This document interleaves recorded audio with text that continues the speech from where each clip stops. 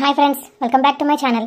ఆడవాళ్ళు ఉద్యోగం చేయకూడదని నేనేమీ అనను, కానీ ఏ వయసులో జరిగే ముచ్చట ఆ వయసులో జరగాలి అని సుశీల అంటుంటే, మంచి సంబంధం వస్తే తప్పకుండా చేస్తానమ్మా అని పార్వతి అంటుంది. మీ పెద్ద కూతురికి జరిగినట్టు చిన్న కూతురికి జరగాలంటే ఎవరికొకరికి యాక్సిడెంట్ అవ్వాల్సిందే అని ప్రభావతి అంటుంది. ఇక ఇంట్లో వాళ్ళందరూ కోపంగా చూస్తారు ప్రభావతిని. ఏం మాట్లాడుతున్నావే, నువ్వు అసలు ఆడదానివేనా?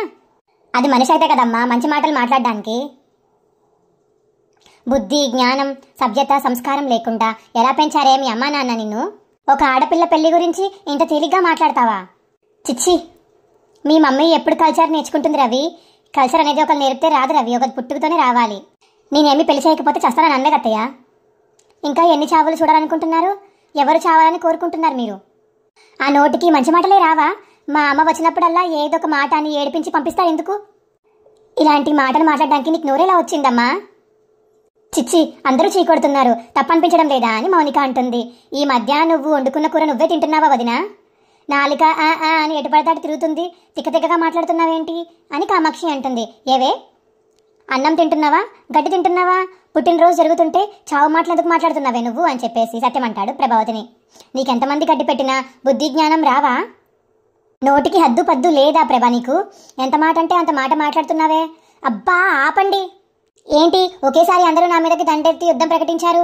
నువ్వు రాజ్యానికి రానివని నీ మీద దండెత్తి యుద్ధం కూడా చేస్తారు. మరి ఇంతమందితో మాటలనిపించుకున్నావు, ఏం జన్మేనేదిచ్చి? నేనేమన్నానండి? నేను తప్పమాట నన్న కామాక్షి. లేదు, శుభం పలకరా పెళ్లికొడుక అంటే శోభనాంలా పడుతానులే అన్నట్టు ఒక ఆడపిల్ల పెళ్లి గురించి మాట్లాడుతున్నప్పుడు ఎవరో ఒకరికి యాక్సిడెంట్ కావాలి అని అన్నావు అంటే దాని అర్థం ఏంటి? సరే, నోరు జారినట్టుంది, వదిలేయచ్చు కదా అని ప్రభావతి అంటుంటే, నేను ఎప్పుడు వదిలేయాల్సిందే, పిల్లలు పుట్టారని ఊరుకున్నాను అని సత్యం అంటాడు. వదిలేండి అన్నయ్య. ఏంటి నన్న అని ప్రభావతి అంటుంటే, ఏంటి నన్న ఈ గొడవని ఇంతటితో వదిలేనంటున్నాను అన్నదినా? మీ అంతా గొప్ప వాళ్ళు, సూక్తులు మాత్రమే మాట్లాడతారు, మాట్లాడుకోండి. ఈ ఇంట్లో మూలలే లేవా? నేను వెళ్ళి ఆ మూలనే కూర్చుంటాను, నువ్వు రా కామాక్షి, నువ్వు తుమ్మనంటే వస్తాను. రా అని ఇంకా కామాక్షిని చేపట్టుకుని తీసుకెళ్ళిపోతుంది కిచెన్ రూమ్లోకి ప్రభావతి. అమ్మా సుమతి, నువ్వేం పట్టించుకోకమ్మా. అమ్మా పార్వతి, దాని బుద్ధే అంతా, నలుగురు సంతోషంగా ఉంటే ఓర్చుకోలేదు. అవును, నిప్పులు తక్కిన కోతిలా ఇల్లంతా ఎగురుతూ ఉంటాను. ఏయ్ నువ్వు నోరెత్తావంటే నీకు నెక్స్ట్ బర్త్డే ఉండదు అని సత్యం అంటాడు. ఊరుకోవద్దునా బాబు, మళ్ళీ ఎందరూ ఎగబడతారు అని కామాక్షి అంటుంది ప్రభావతిని. అమ్మ మీనా, అందరికీ చల్లగా ఆ రోజ్ మిల్క్ చేసివ్వమ్మా. అలాగే మావయ్య అని ఇక మీనా కిచెన్ రూమ్లోకి వెళ్తుంది. నాకు కూడా రోజ్ మిల్క్ ఇవ్వను అని చెప్పేసి ప్రభావతిని అడుగుతుంది కామాక్షి. ఇక మీనా హాల్లోకి వెళ్తుంటే మీనా నాపి నాకు కూడా ఇవ్వు అని అడుగుతుంటే ప్రభావతి, మీకు ఇవ్వకుండా ఉంటానా అత్తయ్య? చిన్నపిల్లలు అడుగుతారేంటి, తీసుకోండి అని మీనా అంటుంది. దాని మాటలేం పట్టించుకోకమ్మా పార్వతి, నాకు తెలిసిన వాళ్ళకు కూడా చెప్పి పెడతాను, మంచి సంబంధం చూద్దాం సరేనా అని సత్యం అంటుంటే, చూసావా నువ్వు అన్నమాట వెంటనే మర్చిపోయింది, సంతోషించానులే కామాక్షి అంటే ప్రభావతి ఇలా అంటుంది. ఇక మీనా ఇంట్లో వాళ్ళందరికీ రోజు మిల్క్ ఇస్తుంటే, సుమతి సరిగ్గా చెప్పింది, ముందు ఉద్యోగం చూసుకోవాల్సింది, దాని కాళ్ళ మీద అది నిలబడాల్సిందే మావయ్య, లేదంటే అత్తగారింట్లో విలువ ఉండదు. ఏమీ లేని వాళ్ళ ఇంటి నుంచి వచ్చినామని ఎగతాళి చేస్తారు. నాకెలాగో ఆ మాటలు తప్పడం లేదు, ఇదైనా గౌరవంగా బతకాలి. అందరు అత్తలు మీ అత్తలా ఉండర్లేమ్మా. అవునమ్మా, మా అత్తగారు అయితే దేవత. మీ అమ్మగారే పెద్ద భూతం అని ప్రభావతి లోపల నుంచి అంటుంటే, అంత నోరు వేసుకుని లోపల నుంచి అరిస్తే భూతాన్ని చూసినట్టే చూస్తారు అని మౌనిక అంటుంది ప్రభావతిని. నీకు ఇంకా మాట్లాడే రైట్స్ లేవా ఆంటీ? టంగ్ స్లిప్ అయింది, మీ గౌరవాన్ని కాపాడుకోండి అని శృతి అంటుంది. కామాక్షి, అది చూడు నా కొడుకుతో ఎలా మాట్లాడుతుందో. ఊరుకోవదినా, ఎవరైనా విన్నారంటే ఈసారి నిన్ను బయటికే గెంటేస్తారు, నీ పెద్ద కొడుకులాగా. సర్లే, ఇదిగో ఇలా బొచ్చ పట్టుకుని బాబా అని అడుకోవాలి. అయినా నేను చూస్తే చిల్లర పావలా కూడా వేరు అని చెప్పేసి కామాక్షి అంటుంది ప్రభావతిని. చెప్పో అని చెప్పేసి అంటుంది ఇక ప్రభావతి. అప్పుడే ఇక శోభ బయట నుంచి ఇంకా రవి వాళ్ళు చూస్తుంది. మళ్ళీ రావడానికి వంక దొరికింది, గొడవ పుట్టించడానికి కారణం కూడా దొరికింది, పుట్టించే వెళతాను అని ఇక లోపలికి వస్తుంది శోభ. హ్యాపీ బర్త్డే అమ్మా అని శోభ వచ్చి చెప్తుంది ఇక సుశీలకి. అమ్మ మన శృతి వాళ్ళమ్మ. అలాగా అని ఇంకా శోభ గిఫ్ట్ ఇస్తే తీసుకుంటుంది. బాగున్నారా వదినా? బాగున్నాను. పర్వాలేదే, మా అలాంటి ఇళ్లలోనే పెద్దవాళ్ళు బర్త్డేలు సెలబ్రేట్ చేసుకుంటారనుకున్నాను, మిడిల్ క్లాస్ వాళ్ళు కూడా సెలబ్రేట్ చేస్తారా? అభిమానం చాటుకోవడానికి, ఆత్మీయత పంచుకోవడానికి క్లాస్తో పనే ఉందమ్మా. మనసుతో చేసే ఫంక్షను డబ్బుతో కొలిచేది కాదు. అంతేలేండి, డబ్బు ఖర్చు లేని పని కదా అని శోభ అంటుంది సత్యాన్ని. అరే, నిన్న మీ ఆయన బాగానే పంపించాడే, మీ ఆయన బాగానే చూసుకుంటున్నాడా అమ్మ నిన్న మౌనిక అని శోభ అడుగుతుంటే ఇంకలా ఉండిపోతుంది మౌనిక. మీ ఆయన నిన్ను బాగానే చూసుకుంటున్నాడా? అదేం ప్రశ్న అండి, మరి మీదేం ప్రశ్న?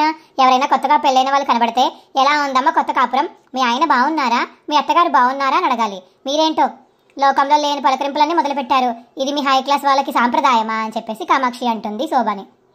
ఇంతకీ మీ ఆయన ఎక్కడో అని కామాక్షి అంటుంది. అవును, ఎప్పుడు ఒక్కదానివే వస్తామంట కదా, మీ ఆయన రావంట కదా, మీ ఆయన ఎక్కడున్నాడు అని చెప్పి సుశీల అంటుంది శోభాని.